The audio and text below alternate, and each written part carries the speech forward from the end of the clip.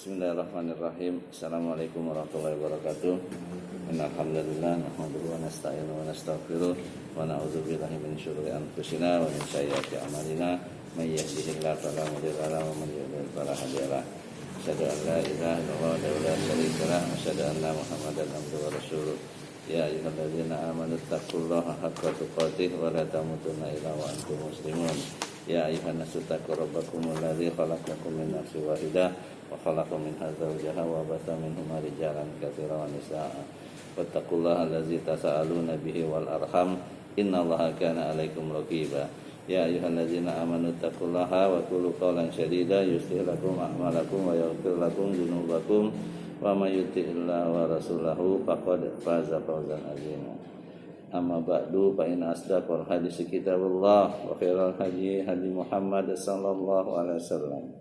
Wa syarrul umur muhdatsatuha fa inna kulla muhdatsatin bid'ah wa kulla bid'atin dhalalah wa kulla dhalalatin finnar.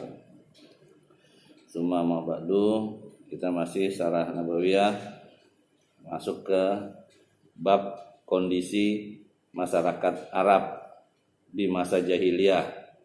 Sebelumnya kondisi kehidupan religiusnya ya, dan mereka bagaimana cara mereka beribadah, mencari dukun segala macam ya. Sekarang kita masuk ke bab kondisi masyarakat Arab di masa jahiliyah. Setelah membahas kondisi politik di Jazirah Arab dan agama-agamanya, kita masih menyisakan pembahasan tentang kondisi sosial, politik dan moral. Ya. Yang pertama itu kondisi sosialnya. Di kalangan bangsa Arab terdapat lapisan masyarakat yang beragam dengan kondisi berbeda-beda. Hubungan seorang laki-laki dengan istrinya di lapisan kaum bangsawan demikian mengalami kemajuan. Seorang istri mempunyai porsi yang sangat besar dalam kebebasan berkehendak dan mengambil kebijakan. Wanita selalu dihormati dan dijaga. Tidak jarang pedang harus terhunus dan darah tertumpah karenanya. Seorang laki-laki yang ingin dipuji di mata orang Arab karena dia memiliki kedudukan tinggi berupa kemurahan hati dan keberaniannya. Maka kebanyakan waktunya hanya dipergunakan untuk berbicara dengan wanita. Seorang wanita dapat mengumpulkan suku-suku untuk kepentingan perdamaian jika dia suka, namun juga dapat menyulut api peperangan di antara mereka. Meskipun demikian, tanpa dapat disangkal lagi bahwa seorang laki-laki adalah kepala keluarga dan pengambil keputusan. Hubungan antara laki-laki dan wanita melalui proses akad nikah adalah di bawah pengawasan para wali wanita. Seorang wanita tidak memiliki hak untuk melakukan sesuatu tanpa seizin mereka. Ya. Enggak benar lah. Syariat Islam kan begitu. Ya. Iya. Ada walinya, wanita itu ada walinya gitu. Jadi ya, hubungan antara laki-laki dan wanita melalui proses akad nikah adalah di bawah pengawasan para wali. Wali wanita itu gitu loh. Ya. Tanggapan saya wanita itu walinya wanita juga. Enggak. Ya, pengawasan para wali wanita. Seorang wanita tidak memiliki hak untuk melakukan sesuatu tanpa seizin mereka, izin wali maksudnya ya kan. Demikianlah kondisi kaum bangsawan. Sementara pada lapisan masyarakat lainnya terdapat jenis lain dari percampuran atau percampur bauran antara lelaki dan wanita. Tidak kami mendapatkan ungkapan yang lebih tepat untuk hal itu daripada pelacuran, kalangan bawah ya. Pergaulan bebas, pertumpahan darah dan perbuatan keji.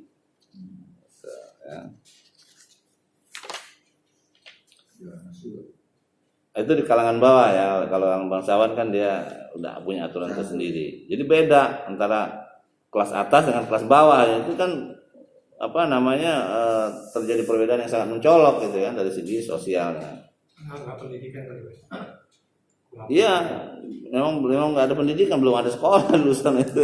Kalangan bangsawannya. Kalangan bangsawannya, ya mereka ya terhormat karena dia punya jabatan kan. Nah, ini berarti kan pendidikannya ada.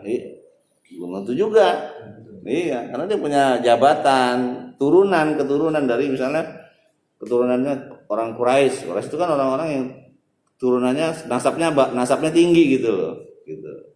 Kayak seperti Bali kan, nasabnya ada yang rendah, ada yang sedang, ada yang di bawah kan. Nah, tergantung nasab mereka. Imam Al-Bukhari dan periwayat hadis lainnya meriwayatkan dari Aisyah radhiyallahu anha bahwa pernikahan pada masa jahiliyah terdiri dari 4 macam. Masa jahiliyah. Yang pertama, pernikahan ala sekarang. Caranya seorang laki-laki datang kepada wali laki-laki untuk melamar wanita yang di bawah perwaliannya atau anak perempuannya, lalu dia menentukan maharnya, kemudian menikahkannya. Seperti sekarang, ya kan? Yang kedua, seorang laki-laki berkata kepada istrinya, manakala ia sudah suci dari haidnya, pergilah kepada si fulan dan bersegamalah dengannya. Kemudian setelah itu istrinya ini diasingkan oleh suaminya dan tidak disentuh selamanya hingga kelihatan tanda kehamilannya dari laki-laki tersebut. Dan bila telah kelihatan tanda kehamilannya, maka terserah suaminya. Jika masih berselera kepadanya, maka dia menggaulinya. Hal tersebut dilakukan hanyalah lantaran ingin mendapatkan anak yang pintar. Pernikahan semacam ini dinamakan dengan nikah al-istibdo. Jadi al-istibdo itu, saya punya istri, ya, saya suruh dia bergaul dengan laki lain gitu. Itu kan nggak boleh kan? Dalam jahiliyah masih dibolehkan. Jadi ada empat cara mereka itu. Yang pertama tadi yang seperti kita lakukan ini, kita melamar pada walinya, terima, walinya menentukan maharnya. Gitu. Yang ketiga, kelompok laki-laki yang jumlahnya kurang dari 10 orang berkumpul, kemudian mendatangi seorang wanita dan masing-masing menggaulinya.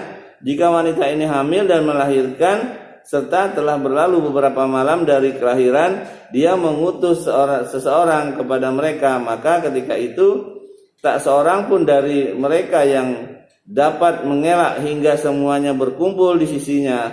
Lalu si wanita ini berkata kepada mereka, kalian telah mengetahui apa yang telah kalian lakukan dan aku sekarang telah melahirkan. Dia ini adalah anakmu, wahai Fulan, dan menyebutkan nama laki-laki yang dia senangi dari mereka. Maka anak tersebut mengambil nasabnya. Ya kan? Kalau yang pertama tadi itu lamar dulu walinya ya. Yang kedua, saya punya istri, saya serahin ke orang. Nah, sampai dia hamil terserah saya mau saya gaulin apa mau saya tolak lah ya kan gitu. Boleh. Nah, ini cara nggak benar semua nih ya kan. Kalau zaman jahiliyah ya. Yang ketiga, perempuan gadis nih digaulin oleh 10 orang. Kemudian sampai dia hamil, begitu hamil perempuan ini dikumpulin tuh laki-laki 10 itu ditentukan. Saya suka sama siapa nih? Suka sebulan ya, harus mau dia, nggak bisa nolak. Itu zaman jahiliyah. Tapi itu belum ditentu, belum pasti anak siapa kan? Ya tergantung perempuannya. Dia belum tahu nggak berarti anak siapa yang menghamili. Pokoknya kalau saya suka sama ini, saya suka sama ini. Nggak boleh nolak dari 10 itu. Perempuan itu kamu sudah menggauli saya. Iya. Kamu sudah menggauli saya. Iya. Nah hasil gaulan kamu semua 10 orang ini, saya kan menjadi anak. Saya suka sama kamu. Iya. Jadi itu kayak gitu. Nah ini cara jahiliyah. Ya kan. Kalau sekarang perkosaan tuh. Perkosaan nggak boleh. Gitu. Itu yang ketiga. Yang keempat, laki-laki dalam jumlah banyak mendatangi seorang wanita sementara dia tidak menolak siapapun yang mendatanginya. Ya. Mereka ini adalah para pelacur. Yang mereka lakukan adalah menancapkan bendera-bendera di pintu-pintu rumah mereka yang menjadi simbol. Siapa saja yang menginginkan mereka maka dia bisa masuk. Jika dia hamil dan melahirkan, laki-laki yang pernah mendatanginya tersebut berkumpul kepadanya lalu mengundang para ahli pelacak jejak, al-qafah namanya ya, pelacak jejak. Kemudian mereka menentukan nasab si anak tersebut kepada siapa yang mereka pandang cocok. Lantas orang ini mengakuinya dan dipanggillah dia sebagai anak. Dalam hal ini si laki-laki yang ditunjuk itu tidak boleh menyangkal tatkala Allah mengutus Nabi Muhammad SAW, ya, tidak boleh menyangkal dia ya. Jadi tatkala Allah mengutus Nabi Muhammad SAW, ya, beliau kemudian menghapus semua pernikahan kaum jahiliyah tersebut kecuali pernikahan ala saat ini. Yang pertama tadi itu masih dibolehkan, gitu kan? Emang sekarang inilah orang melamar dulu, gitu kan? Nah, jadi ada kepada walinya kan, gitu. Tapi kalau sekarang ya enggak juga, kalau perempuannya enggak mau, anaknya kan susah juga ya, kan gitu. Tanya dulu anaknya suka enggak, nah kan gitu. Itu pernikahan zaman jahiliyah ya. Mereka suka mengadakan pertemuan-pertemuan antara kaum laki-laki dan wanita yang diadakan di bawah kilauan mata pedang dan hulu-hulu tombak. Juga pemenang dalam perang antar suku dapat menyandera wanita-wanita dari suku yang kalah lalu berbuat sesukanya terhadap mereka. Akan tetapi anak yang lahir dari ibu seperti ini akan mendapatkan aib sepanjang hidup mereka. Ya, yang jahiliyah. Sekarang lebih dari jahiliyah sekarang mah. Ya kan, lebih parah. Kaum jahiliyah juga dikenal suka beristri banyak, atau poligami ya. Tanpa batasan tertentu, mereka mengawini 2 bersaudara sekaligus. Ya kakak adik ya, sikat kemudian kan.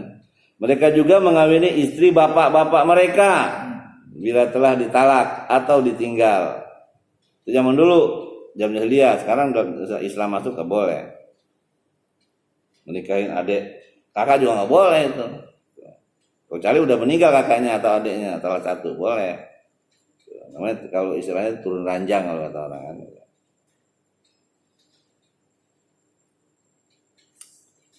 Apalagi mengawinin istri bapak. Parah lagi ya kan.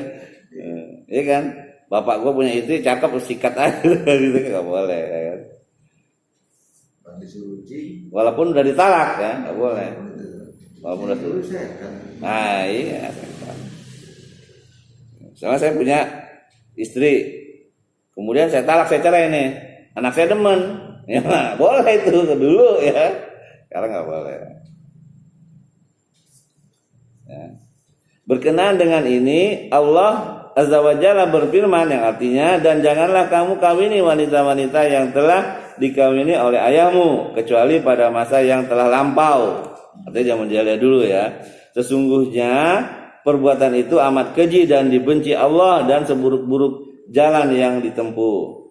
Diharamkan atas kamu mengawini ibu-ibumu, anak saudara bapakmu yang perempuan, anak saudara bapakmu yang perempuan, saudara-saudara ibumu yang perempuan, ya. Anak-anak perempuan dari saudara-saudaramu yang laki-laki,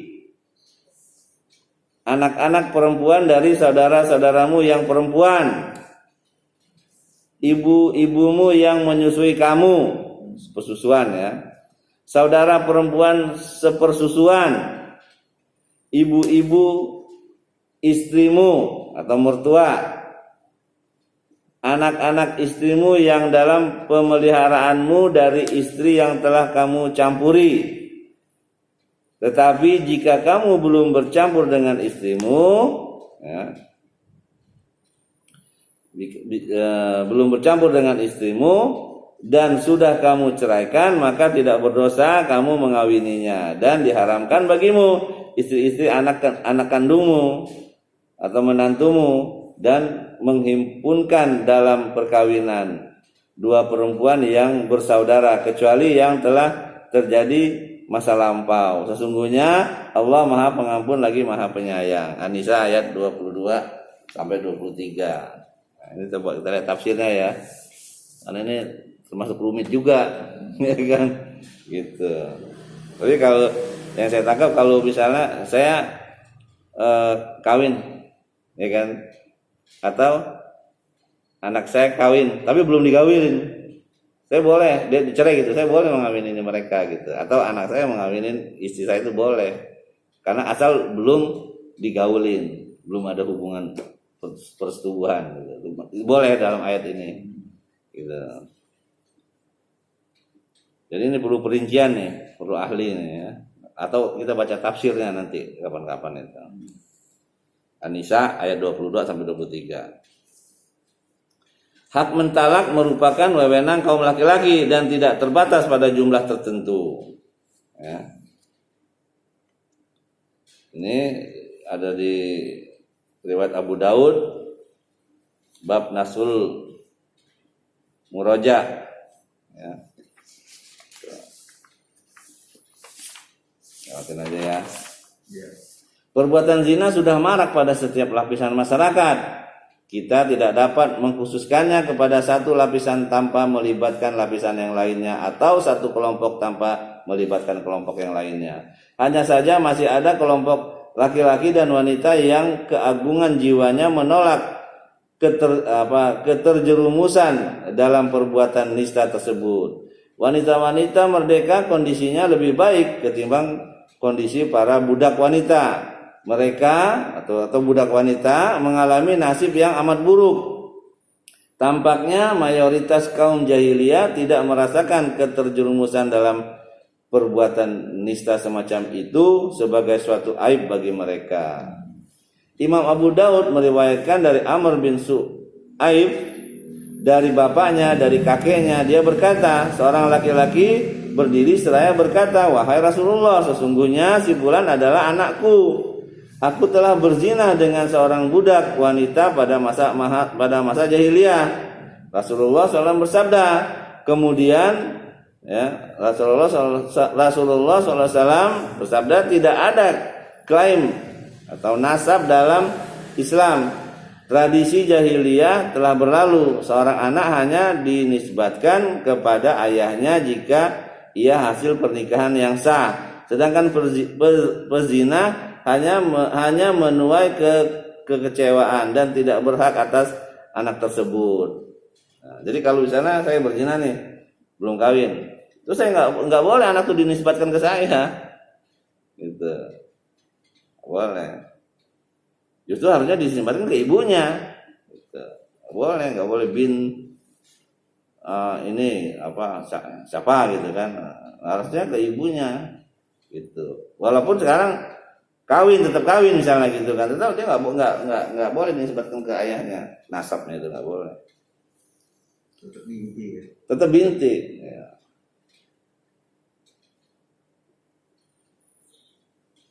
Kemudian begitu juga dalam hal ini terdapat kisah yang amat terkenal mengenai perseteruan antara Sa'ad bin Abi Waqqas dan Ad bin Zam'ah dalam mempersoalkan nasab anak dari budak wanita milik Zam'ah yang bernama Abdurrahman bin Zam'ah. Nah, ini ada di kitab Fathul Bari ya, bab 4 halaman 342.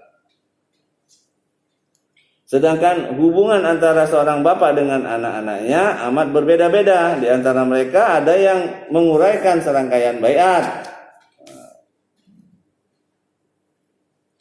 atau mereka ada yang menguraikan rangkaian bait.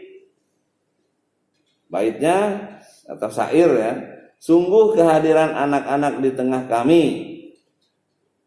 bagai buah hati, berjalan melanggang atau melenggang di atas bumi. Nah, itu baitnya.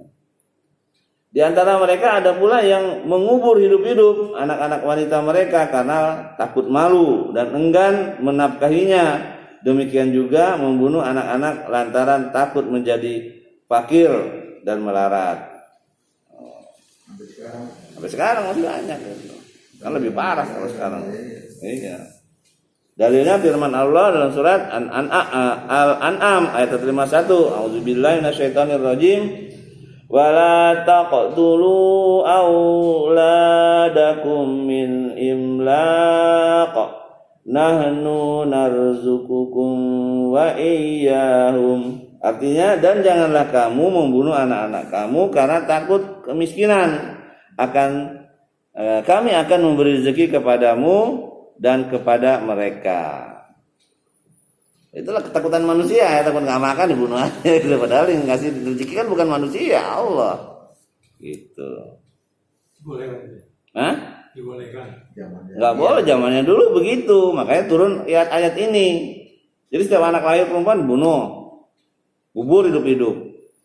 Makanya turun ayat ini, Al-An'am ayat 151. Kemudian dalil yang berikutnya An-Nahl ayat 58 sampai 59. Wa iza busyira ahaduhum bil unsa zalla wajhuhu muswaddan wa huwa kazim yatawara minal qaumi min su'i ma busyira bih ayumsikuhu ala hunin am yadussuhu turab ala sa'a ma yahkumun. Artinya, dan apabila seorang dari mereka diberi kabar dengan kelahiran anak perempuan, hitamlah atau marah, padamlah mukanya, dan dia sangat marah. Ia menyembunyikan dirinya dari orang banyak disebabkan buruknya berita yang disampaikan kepadanya. Apakah dia akan memeliharanya dengan menanggung kehinaan ataukah akan menguburnya ke dalam tanah hidup-hidup? Ketahuilah alangkah buruknya apa yang mereka tetapkan itu. Ya kan? Setelah Nabi diutus, semua hal yang itu sudah dihapus. Makanya turunlah firman Allah ini kan itu surat An-Nahl ayat 58 sampai 59. Begitu juga tadi Al-An'am ayat 151. Jadi kebanyakan orang zaman jahiliyah itu kalau perempuan hina. Gitu loh. Anak laki baru jadi jagoan. Jadi jagoan seperti. Tapi kalau nggak ada perempuan ya kan nggak bisa ini juga ya kan. Makanya otaknya gimana gitu kan. Gitu. Kemudian dalil yang lain ya surat Al-Isra ayat 31.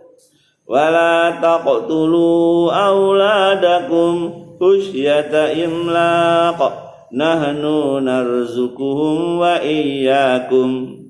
Artinya, dan janganlah kamu membunuh anak-anakmu karena takut kemiskinan. Kamilah yang akan memberi rezeki kepada mereka dan juga kepadamu. Nah, jadi ini senadan ya Al-Isra 31 dengan Al-An'am 151. Sama. Kadang-kadang di Quran itu banyak juga ayat yang sama ya. Makanya itu kalau kita baca Quran pinter, hafalan kita bagus, otak kita jalan terus karena banyak kalimat yang sama kan gitu.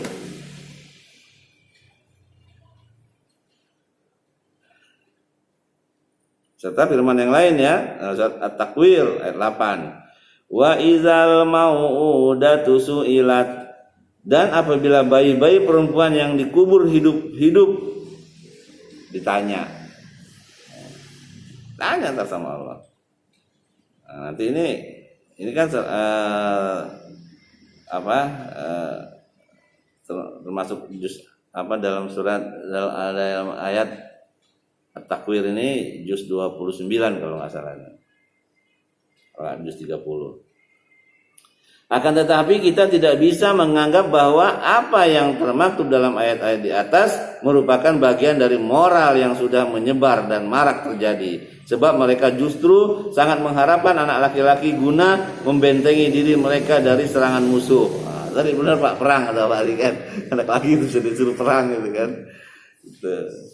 Sedangkan hubungan seorang laki-laki dengan saudaranya atau anak-anak paman dan kerabatnya demikian rapat dan kuat, hidup dan mati mereka siap dikorbankan demi fanatisme terhadap suku. Karena di zaman Arab dulu tuh zaman itu memang orang cari duitnya dari perang, Pak. Jadi kalau nggak perang nggak makan gitu. Kalau perang kan dirampas semua tuh, termasuk perempuannya, apanya kan gitu. Iya, jadi kalau nggak perang nggak makan dia gatal gitu. Kayak perangin dulu antar suku gitu. Itu perlunya anak laki-laki. Perlunya anak laki-laki gitu kan gitu.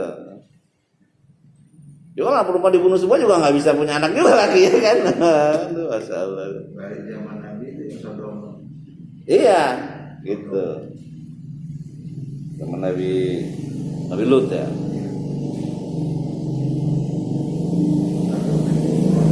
Iya.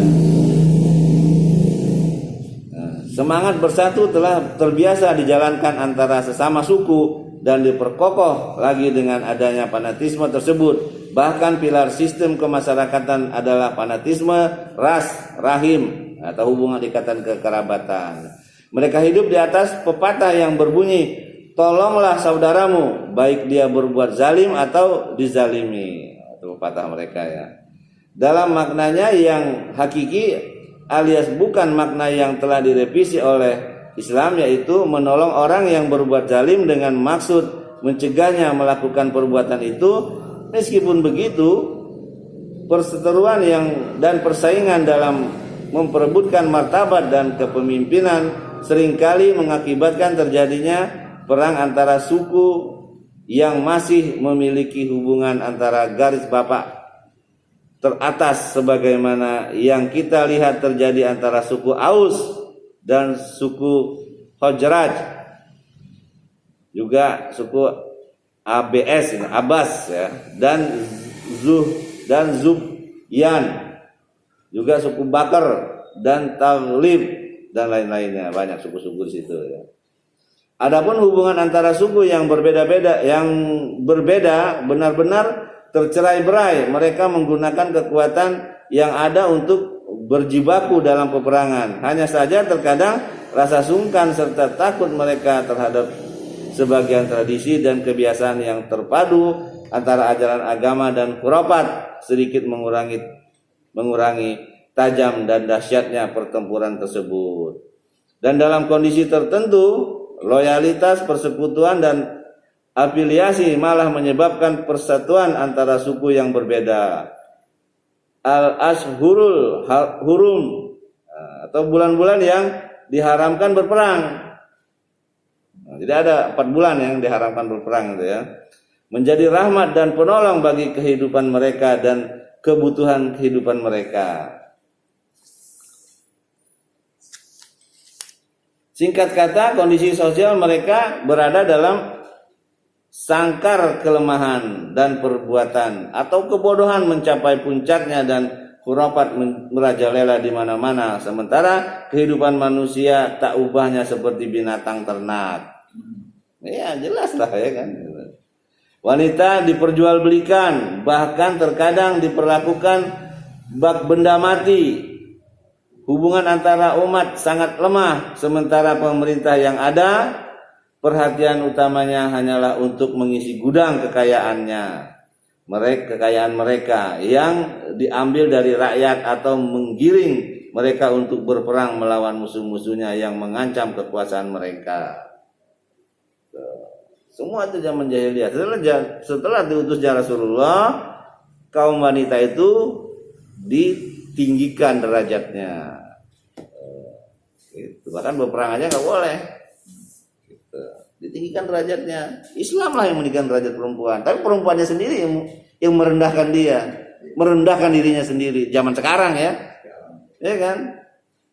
Pakai baju nggak karu-karuan ya kan? Ah itu perempuan tuh. Nah makanya, karena itu salah penafsiran. Kita udah pernah bahas kan.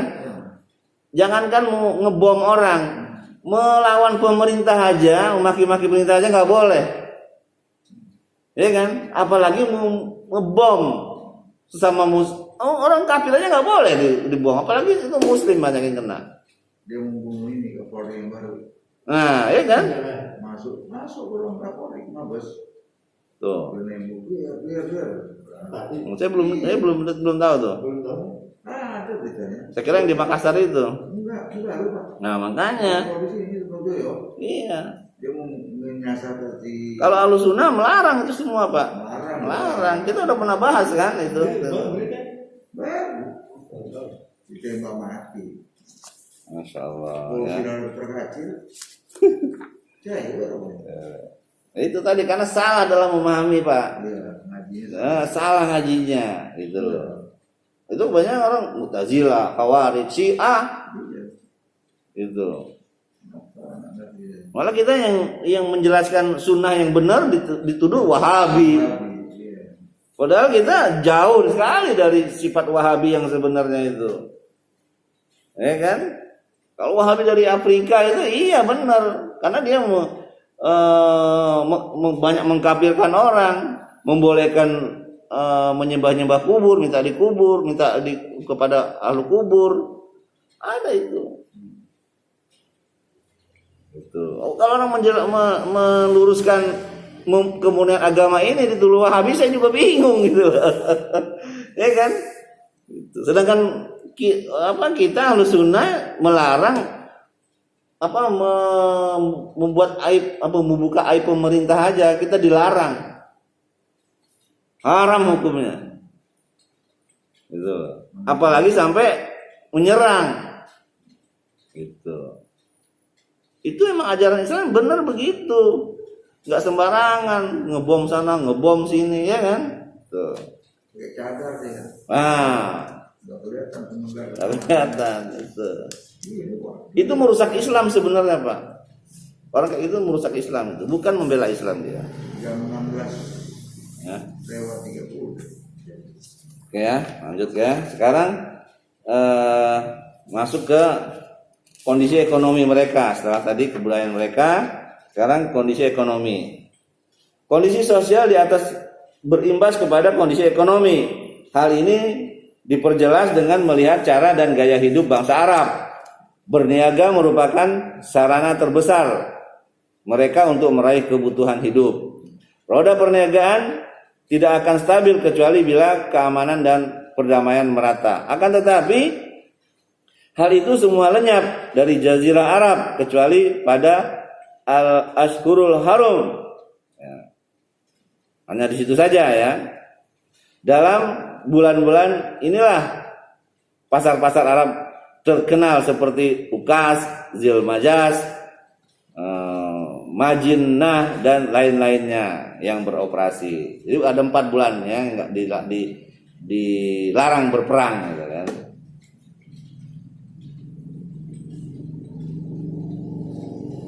Sedangkan dalam kegiatan industri mereka termasuk bangsa yang amat jauh untuk sampai ke arah itu. Sebagian besar hasil perindustrian bangsa Arab hanyalah pada seni tenunan, samak kulit, binatang dan lainnya. Kegiatan ini pun hanya ada pada masyarakat Yaman dan Hirah dan di pinggiran negeri Syam. Memang benar di kawasan domestik Jazirah terdapat semisal aktivitas bercocok tanam, membajak sawah dan beternak kambing, sapi serta onta. Semua kaum wanita bekerja sebagai pemintal. Namun harta benda tersebut sewaktu-waktu dapat menjadi sasaran peperangan. Meskipun kelaparan serta kehidupan menyelimuti masyarakat. Kondisinya sebenarnya ya sengsara juga ya. Gitu. Sekarang kondisi moralnya, ya, tadi kondisi ekonomi, sekarang kondisi moral.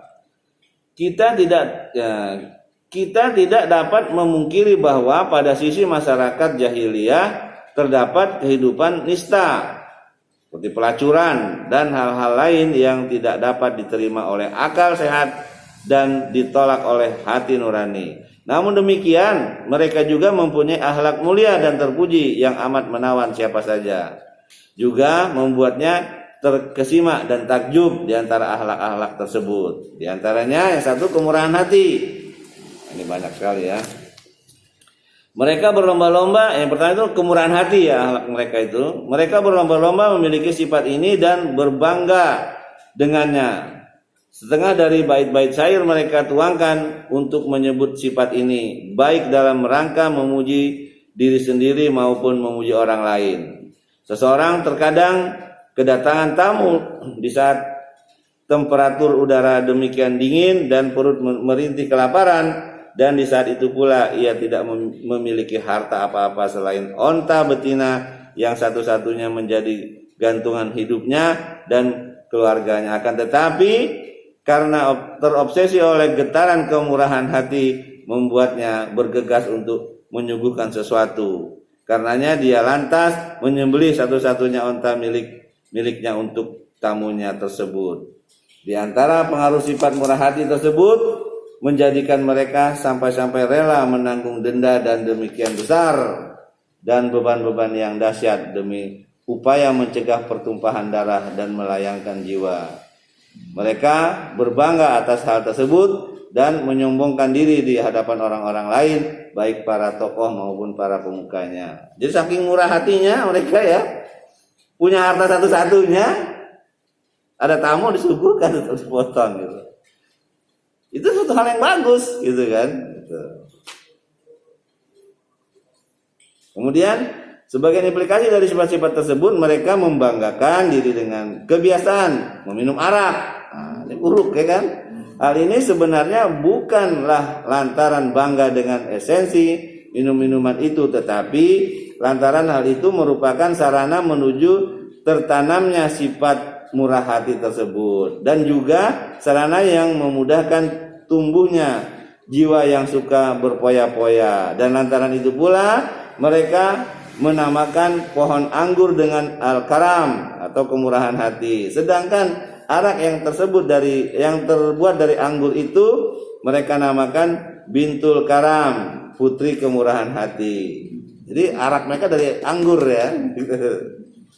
Jika Anda membuka lembaran-lembaran diwan atau koleksi-koleksi syair-syair jahiliyah, Anda akan menemukan satu bab yang bertajuk Al-Madih wal Fakir, puji-pujian dalam kebanggaan diri. Dalam hal ini antara bin Syahdad Al-Absi mengurai bait-bait syairnya dalam mu'alaqahnya. Artinya mu'alaqah itu sesuatu yang digantungkan. Maksudnya di sini sejumlah kumpulan syair-syair 7 penyair Arab terkenal pada masa itu yang dinamakan dengan Al-Mu'allaq. Termasuk diantaranya syair antara ini, gitu lah. Anggur putri ya, ini bikin yang manis ya kan? Ya, apa? Belum ada kurma di sana dulu, zaman itu dulu ya. Anggur terkenalnya. Zaman Nabi baru kurma mulai ini kan, gitu. Terutama terkenal di Madinah kan, gitu. Ya. Ini masih banyak ya, apa? Ya, iya, ini bagus ini, menarik ini. Ya. Karena enak sih, iya kan? Enak, mudah, dapat duit, ya kan? Sama-sama enak, dapat duit lagi. Dapat duit. Gitu. Makanya orang-orang istri banyak sekarang ya. Ya. Istrinya satu dia banyak. Itu aja ya yang saya sampaikan. Apa mau ditulis tapi waktunya udah habis ya. Lain kali aja. Mudah-mudahan ini bermanfaat untuk diri saya, untuk diri kita semua, sehingga menjadi ilmu buat kita dan menjadi amal berat di akhirat kelak. Apa yang benar itu datang dari Allah, apa yang salah datang dari diri saya sendiri karena kebodohan saya, karena minim ilmu saya. Saya mohon ampun kepada Allah, mohon maaf, subhanakallah bihamdik, asyhadu an la ilaha illa anta, astaghfiruka wa atubu ilaik. Assalamualaikum warahmatullahi wabarakatuh.